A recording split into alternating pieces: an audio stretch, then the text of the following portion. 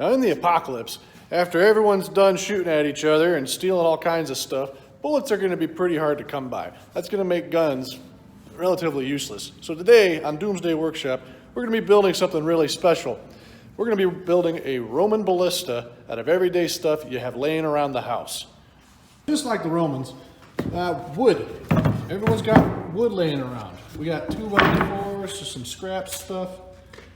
We can really make a lot of this out of just basic items. So that's what we're going to do. But we're going to start off by building the base. And I'm just going to use this big thick chunk of wood and a couple of 2x4s to kind of frame out the basis. So like the arrow will go here, there'll be a trigger well and the mounting brackets for all the gears and hardware. And we'll get to all of that here in a moment. All right, so all I've done here is rough cut in about 30 inches of the wider board and these 2x4s. Don't worry so much about craftsmanship at this point. You're not Tim the Tool Man Taylor, so don't try to be something you're not.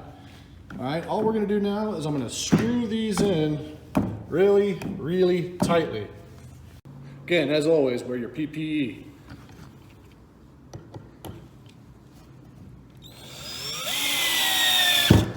Son of a bitch. Now that we've got our wood screwed in really good, you might be asking yourself, what if I don't have any screws or I don't have a screw gun that still has batteries? Well, the answer is kind of simple. You can put this together using a lot of things. You could use gratuitous amounts of duct tape. I don't know, if your neighbor's got a horse, you could raid that and then, I don't know, turn it into glue. Either way, you'll figure it out, I trust you. Now that we're all reinforced with duct tape, it's also gonna help prevent some corrosion on these screws. We're gonna wanna probably design our crank mechanism first. That's gonna tell us kind of where we need to put the trigger mechanism, and everything else will kind of be built off that. So what we need is a gear, and I managed to find and harvest this part off of some contraption. Anyways, there's a nice gear in here. If we can encourage this thing to come off, we could probably use that. It'd be about perfect size. All right, a little bit of steel encouragement. You're gonna have to just beat the shit out of this thing. I'm telling you, it's been sitting around for a while. After smashing the snot out of this thing, I actually managed to recover the part, and not only that, another part that might be pretty useful. This fell out of the bottom, and this to me looks like a pretty good mounting bracket. It's got a bearing on it. It's got this bolt and a nice keyway. We could probably cut that in the bottom of our base, and this could be the swivel that we aim with. So we're gonna hang on to this part. Got an extra bearing there. Don't know what to do with that just yet, but this is what we were looking for. So let's go do something with this. So I found a shaft that kind of fits this thing. I'm gonna have to probably weld it on to get it to stay. Now ideally on the Roman designs, these things are kind of on the top, but I don't have any, I only have one metal cap I could find, and I couldn't find any other good mounting brackets. So I'm gonna have to get creative because we are in the apocalypse and there is no hardware store nearby. So what we're gonna do instead is bolt another piece of wood onto the back here, and this, you can't see my finger because it's the camera, but it's gonna point and it's gonna lay on here.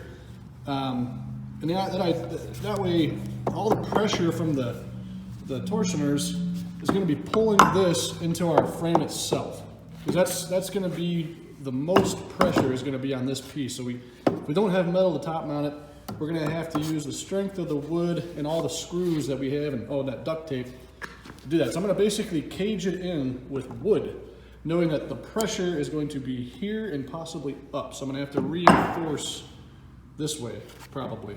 Since we're in the apocalypse and we don't have a hardware store, again, got this kind of bracketed in. I put a 2x4, it's a little bit on the big side, so all I did was pop a couple of deck screws in just to keep this from wiggling back. Because remember, all the tension is going to be pulling it that way, so I don't need much strength in the back, but I want it to turn straight, and I don't want this to slip off of the catch that we're about to build. So now what I'm going to do is put a board over top of this to kind of pin this whole thing together, and then we're going to reinforce that with some duct tape, because that's just a good idea. Now that we got that being held together by nothing but duct tape, you can see it spins free, there's no wiggle. And now we got to design the stopper. So I found this old wrench here, and it's basically going to sit in that gear. We'll put some sort of stopper down below it and drill it for a pivot point. I think we need to cut it about a 1/2 inch from the bird shit. So since this is such hard metal, I'm going to use an end mill and kind of just peck drill this. And we're going to want to make sure we use lots of Earl. Earl's your friend, even in the apocalypse.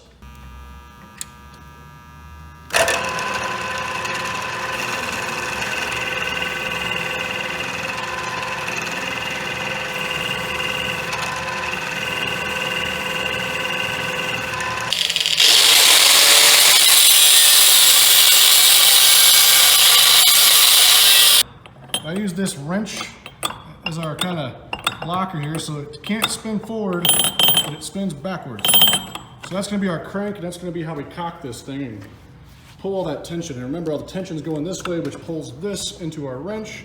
When we pull back, the nice natural slope on the wrench is good. I'm only using deck screws to hold all that tension, so I use 2 of them for safety. All right. You may see a jumbled, tangled mess, but me, I see an old part of a garage door, and this could be the tension rope. Good and steel, I could weld it right to that rod. This is what we need. I gotta go ahead and pull this out a little bit. I needed to make some room for the cable to slide. I had the tolerances off just a hair, so we filed that down. And now before I weld everything together, I wanna make sure I build the torsion brackets correctly. So I found a piece of wood over there. I'm going to use that. It's nice and thick, very sturdy. Now I'm going to put a piece on the front to act as the tower. And what that's going to do is stop the bolt arms from moving too far forward when it's fired. And that's going to give us a point to tension it to. And then I'm going to build on the side of that same wood so it's very, very sturdy. So we got the face of this thing on, right? So this is the guide the bolt's going to go through. The torsion bars are going to go over the top. And that's where the rope's going to be coiled and the arms are going to come off. But what that's going to do for us is provide a very strong surface to build on. And, I mean, that's very rock solid. We're going to have a lot of tension on this thing pulling in that direction.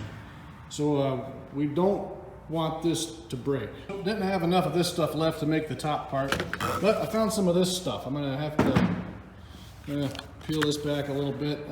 Should be strong enough, I think. This is about 1-inch thick laminate. Yeah, this is going to be getting pulled down, and that's probably where this stuff's going to be the strongest. So I think this stuff was built for like forklifts to drive on. Got the top brackets on. They're nice and reinforced. They're not going anywhere. To make the ropes, the torsion ropes, I was kind of getting bummed out I didn't have any rope laying around, but then I remembered I have a ton of broken toe straps. So these are just small ratchet straps that have broken. But the cool thing is, this might be actually better because nylon's got a high tensile strength, which means I should be able to get a lot of energy out of these by torquing them down, probably past what I could with a rope. So it may work, may not, but we're going to try it anyway. So all I'm going to do is I'm going to punch a hole in the top here, and I'm going to have 2 holes in the bottom here. So I'm basically going to thread it back and forth, and the idea is that this side up here gets twisted, and then pinned until there's just a lot of tension and these ropes are really stretched out. I started thinking about just to test it and make sure that this nylon's going to work before I do that, what I could use for the arms. I could use wood, but I basically only have pine laying around here, and that doesn't have a lot of energy. It's going to snap most likely if it goes under high tension, which I think the nylon can handle, so I want to take advantage of that. The other wood I have is more of that laminate.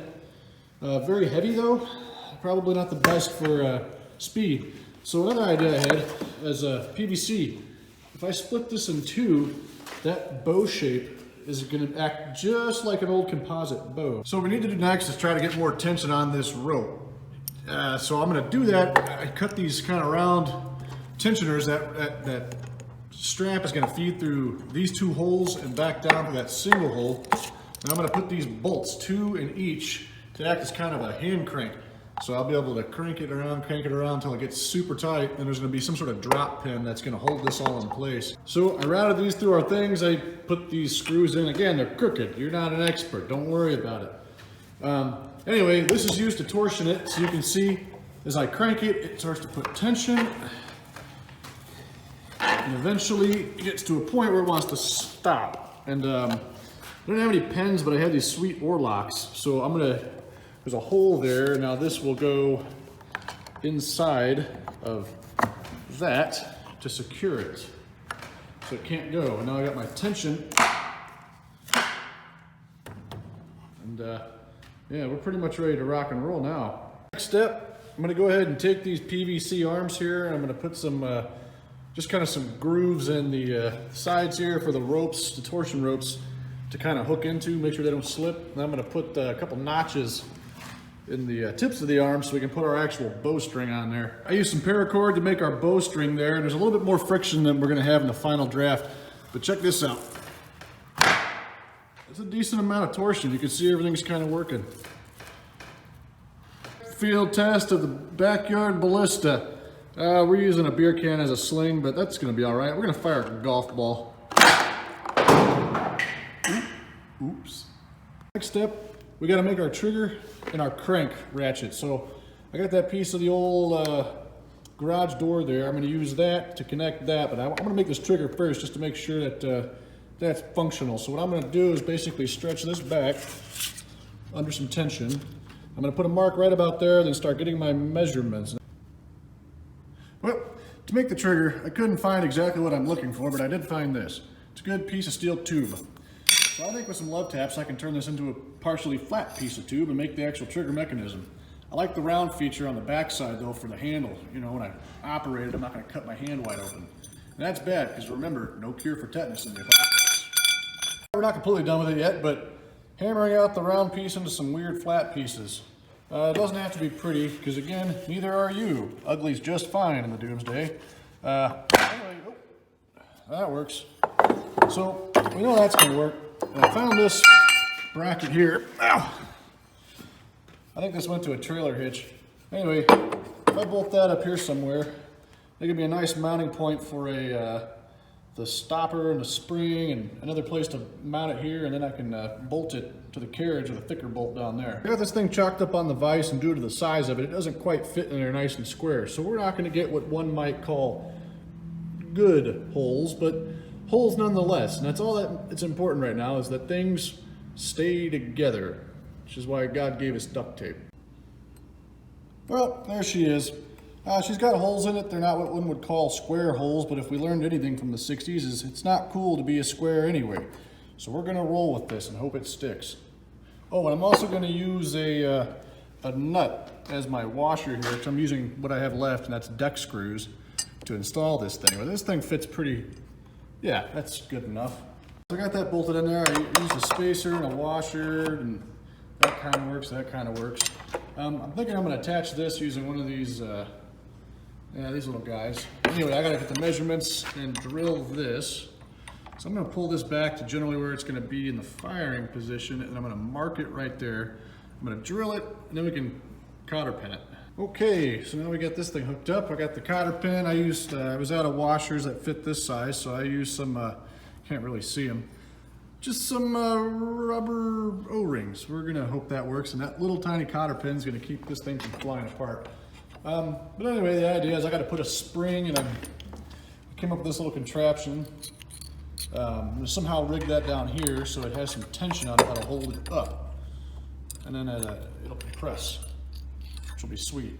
And that'll allow this thing to kind of stay down as that rope comes down over it. It'll pop up and catch. We can remove the crank, and then to fire, just lift, and it should snap forward.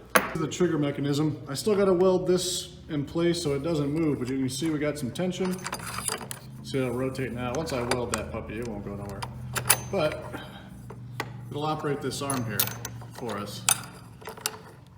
So I mean, compressed, not compressed. So what we want it to do is kind of force it up, so when this comes back and clips, it holds, and it's just a matter of, again, that'll be welded. I had to add these little guys on there. This is going to help keep it from wanting to flex up when it gets hooked on the trigger. So now we're on. Seems to be working. Fire! All right, down here we got the crank. What we need to do is weld this garage door lead cable onto this somewhere in here, so that it's nice and tight, and hopefully we don't get it too hot, it doesn't become too brittle to pull, but I think we'll be all right. The idea is that way when we crank it, it spools it. and that'll pull our guide arm back. Okay, so we played with fire, we burnt some things, but our weld's nice and ugly. That's okay because it works. This doesn't move. That's all we needed it to do. It's just got to provide that little bit of tension on our trigger mechanism, and it doesn't need much. Welded on our garage door cable. Let me free it from the vise real quick. And I cut that to size. So this is going to go up this way, and now what we got to do is build some sort of clip that's going to help us crank this. And I found this just sitting there collecting a ton of dust. That's going to work really good. I'm going to knock out that little mechanism because I don't think we're going to need that. But I like that hook. We're just going to loop it on that and weld that together. And that'll clip on there.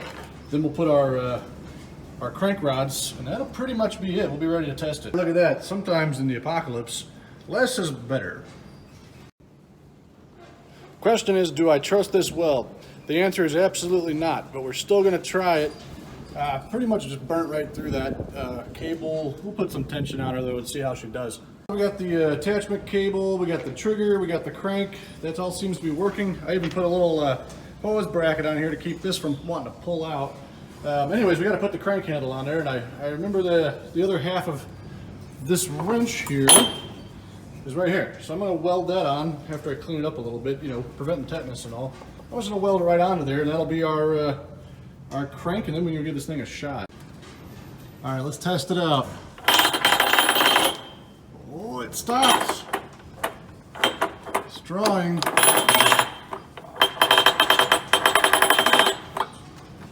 So it's back.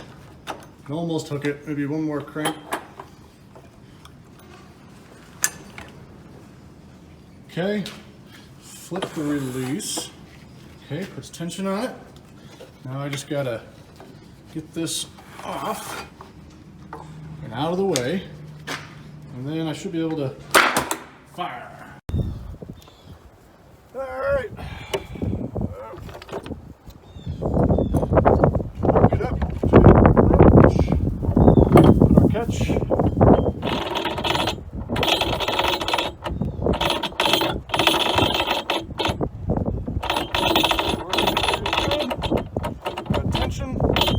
Set the hook, release, tension off of the guide, pull the guide out of the way, arm, golf ball, and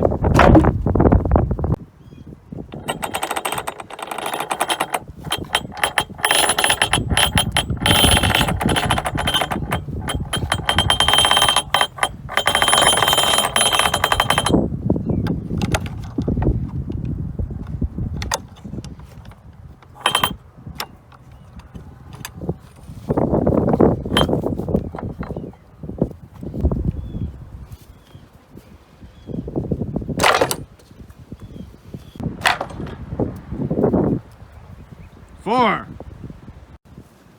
All right, so now just yeah, you're gonna need the telescope to see how far this thing shoots. It's gonna go real far. Okay, ready? Golf ball, firing.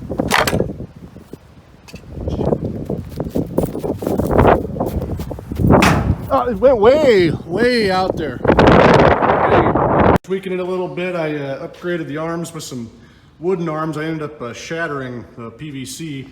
Then I came up with a better sling using just some PVC and some screws that'll catch and hopefully chuck this golf ball. All right. Yeah, that's not bad. Yeah, so there you have it. Doomsday Ballista out of nothing but stuff laying around. I could probably make it a little bit better with some tweaks, but proves it can be done. Have fun.